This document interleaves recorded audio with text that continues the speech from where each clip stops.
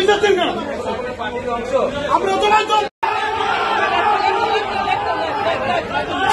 সেনাবাহিনী এসছেন আমাদের এখানে একটা মোটামুটি একটা সুন্দর সম্পর্ক অবস্থা হচ্ছে। আমরা একটু পর্যন্ত করতে পারলাম না হলে আমাদের পক্ষে এই ইফতার মাহফিল হয়তো করা সম্ভব হতো না। দেশে একটা বিশাল ধরনের একটা অরাজকতা চলছে, আইন শৃঙ্খলা পরিস্থিতি এমন অবনতি আমাদের জীবন দশায় আমরা কোনোদিন দেখি নাই। কেউ এইভাবে কোনো দেশ চলতে পারে না। ইফতারে আমরা বিচার দিন না আমরা তো